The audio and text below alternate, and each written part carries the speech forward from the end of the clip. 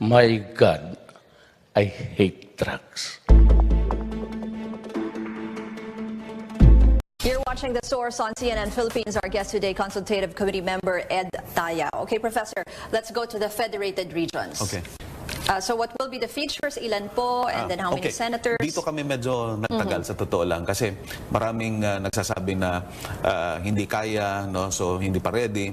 Yung laging sinasabi na yung timing hindi pa ready. It's not a question of readiness. No? Pag tinignan mo lahat ng bansa na nag-adapt ng federal setup, kahit nga parliamentary setup, it's not a question of timing. It's a question of opportunity. If you compare all the other opportunities before that wanted to introduce changes to the current setup, all of which failed mainly because of timing, mainly because the opportunity was not really used up to the fullest. No, but this president, despite all this negative comments on his person and so on and so on, whether we like it or not, he's the only political leader that started this issue early on, even before he even formally declared that he's running for president. So in other words, this is seen by many, by the public, as wag na yung sincerity, but the vigor, no, and seriousness of the president to push for systemic reform. So this is the reason why dati pag tinignan mo yung mga ibang initiatives to change the constitution, they have not gone to the computation of cents to the point of how much amount of money will accrue to who and how will this impact on the delivery of basic services and so on. Ngayon lang nangyari yung ganong pagkakataon. So, having said that, yung sinasabi nila na hindi ready yung mga regions, actually, again, compared to all the federal democracies, halos pare-pareho yan. It's a mechanism, really, no? Sabi nila, hindi daw magiging sustainable yung mga federated regions. If you tell me one federal country that has a subnational government that doesn't get fund transfers from the national government, then we can very well say that we were wrong. But not even Canada, not even the United States, not even Australia, these are the leading federal democracies, but there are still fund transfers. In other words, the basis for the forming of subnational governments would have to be what is existing now, because what you want to manage is the disruption that it might cause. So we're starting with the existing regions without prejudice to the possibility that the smaller regions will converge later and therefore end up with lesser number of federated regions. So we're starting with 18 federated regions because these are the existing regions as it is already. The 18 federated regions already includes Bangsamoro and the Cordillera. And then you have how many senators and other representatives? Senators will be elected by regions now, no? 2 senators per region.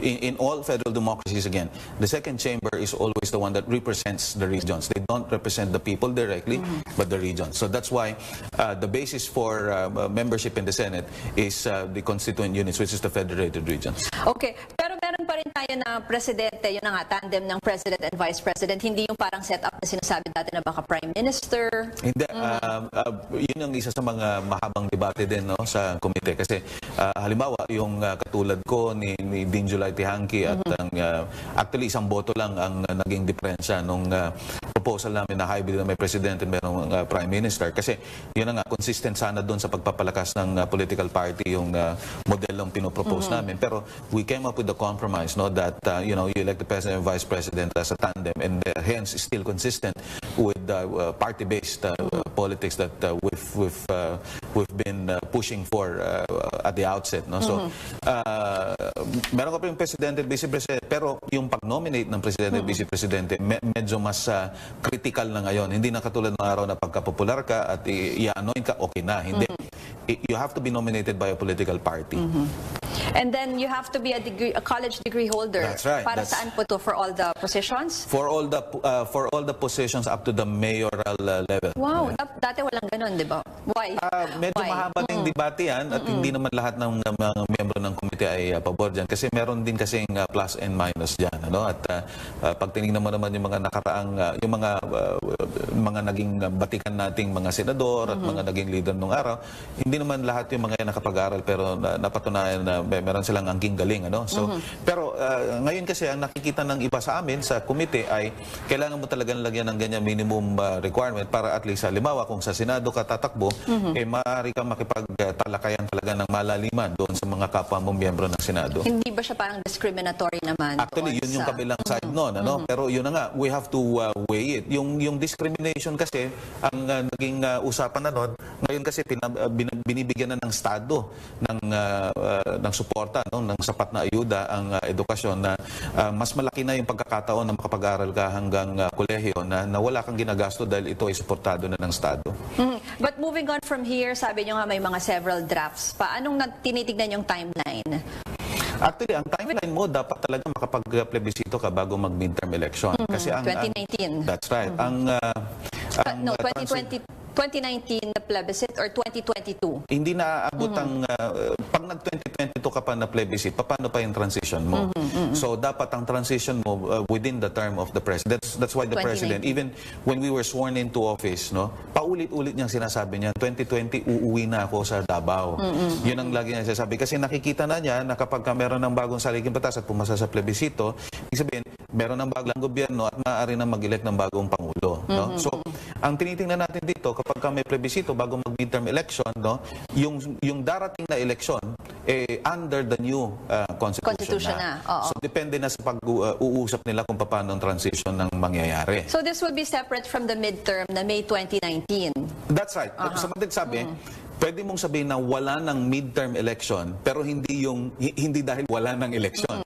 Kung hindi yung magiging election under the new constitution na. The transition hindi ibig na yun. sabihin na wala ng midterm election 2022 na hindi ganoon, no? Kung hindi, nauna lang si plebisito at yung susunod na election, siguro a few months after the plebiscite, it's not a midterm election but the first election under the new constitution. Okay. Pero Professor, have we settled yung paraan kung paano siya aamyendahan? Constitutional Assembly, CONAS, or Constitutional? Sa totoo lang, yun din, hindi din kasama sa mandato namin. Wala pa siya. Hindi. Ang Kongreso talaga ang magdedesisyon dyan. Right. No? May dalawa silang, sa pagkakaintindi ko, meron silang dalawang panukala dito na yun na nga, sila ay uupo bilang isang Constituent Assembly o magtatawag ng isang Constitutional Convention. No? At yung Constitutional Convention, depende naman ng detalye niyan sa magiging resolusyon ng parehong kamara. So wala kayong recommendation kung anong paraan? Wala kaming rekomendasyon ganun kasi yan ay political decision na hindi na kasama doon sa mandato namin na gumawa at magbalangkas ng bagong saligang batas. Okay. Professor, isa na lang. Isa dun sa issue is yung bagong ground for martial law. You included lawless violence kasi in the past it's just invasion or rebellion and if public safety requires it. Now, you can declare martial law in case of lawless violence. Can you define that, sir? Yung lawless violence kasi all-encompassing. Marami kasi pwedeng panggalingan ngayon. Ano? Kahit yung terrorism, dati hindi mo naman masasabi na kasama yan doon sa basis ng deklarasyon ng martial law. Ngayon, may mga indikasyon na po pwede nang maging basehan sa pagdeklara ng martial law. Pero pag tinignan mo din yung provision, mas mahigpit yung paggamit nito, pagdeklara nito, no? Lalo na doon sa participation ng Congress. Why? Ano bago naman in terms of ensuring na mas mahigpit? Kasi you mentioned, sir, all-encompassing nga kasi itong lawless violence. So anong safeguard na mas mahigpit, sabi nyo? Ang safeguard dito, hindi ibig sabihin na pag meron ka ng martial law, may suspension ka na kagad ng writ of habeas corpus. No? So meron pa din, magfa-function pa din ng courts. No? At ito ay nakadepende lahat sa pag-ayuda ng Kongreso. Hindi porke nagdeklara ng martial law, okay automatic na yung habeas corpus. That's pero like cyber attacks and yung sinabi nyo terrorism, hindi, yung cyber attack kasama lang yun dun sa napag-usapan. At ang cyber attack naman, hindi naman ibig sabihin na magkakaroon ka kagad ng breakdown of law and order. So yung lawless violence na tinatawag, kaya nga namin in-specify na violence. Ibig sabihin talagang may gulo dyan, may namamatay dyan, may sunog dyan, no? Na nagkakagulo mga.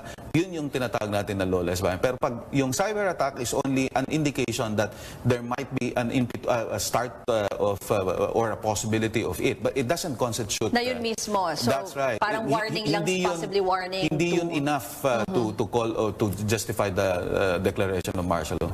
Okay, but babalikan namin si Professor Tayo. We'll be taking a short break. This is The Source on CNN Philippines. Please stay tuned.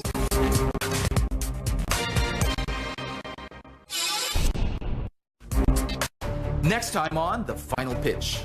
It's the third and last day of the initial pitch. Would anyone like to write it around? Yeah, right.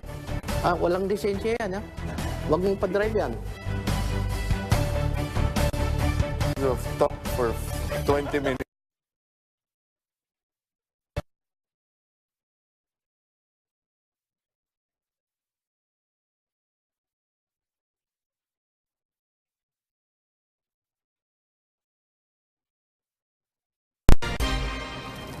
You're watching The Source on CNN Philippines. Our guest today, Consultative Committee member Ed Tayaw. Professor, you were saying kanina this is just the first draft. So, That's right. do we expect several drafts? Sabi niyo magko-consultations pa kayo? Actually, yun na, nagsimula na yung consultations at alam mo, ang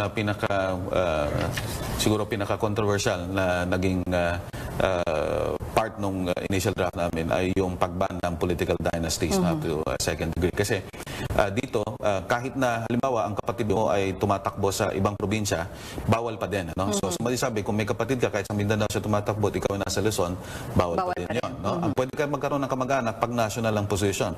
Pero ang national position mo ngayon, hindi nakasama ang Senado. So, napaka-limitado ng pagkakataon na magkaroon ka ng kamag-anak. Pangalawa, hindi pwedeng pagtapos na yung term limits. Ang term limit kasi ngayon, isang re-election lang eh. Naging 4 years. No? Ang rason kung bakit naging 4 years kasi yung 3 taon na patunayan na talagang napaka-ikli nito, lalo na kung bago ang mananalo sa isang elected position. No? So yung second year mo, doon ka palang adjust doon sa posisyon mo. And yung third year mo, kampanya na naman. No? So kaya ginawa namin 4 years, pero isa lang ang re-election. Ngayon, kung matatapos na yung termino mo, hindi pwedeng yung kapatid mo o yung asawa mo o yung anak mo ang papalit sa'yo. No? So bawal yon. So, ang sinasabi na siguro direct example daw, pag si President Duterte, Mayor Sara Duterte Hindi cannot pwede. run for Yan, diba, definitely President. hindi Para pwede. lalabas dalawa lang sa pamilya kasi isang national Yes, that's and right. isang Actually, yung, local. halimbawa, di matatapos ang termino ni Presidente Duterte, hindi pwedeng si Sara ang papalit o kung sino ang anak niya. So, pwedeng tumakbo si Mayor Inday sa local, no? At siguro, pagkatapos ng isang term of office ng isang president, pwede siyang tumakbong presidente. Pero Okay. yung hindi pwede na yon. Okay. Ang daming pwedeng pag-usapan. Very short lang, what is the heart of this new constitution? The heart of this constitution is really the changing of the rules of the game. We've always been arguing that kultura ng Pilipino hindi marunong sumunod sa rules and regulations na ang kultura natin personality politics. No. Basically, when we change the rules of the game, we change political behavior. It's not a question of culture, it's a question simply of political behavior.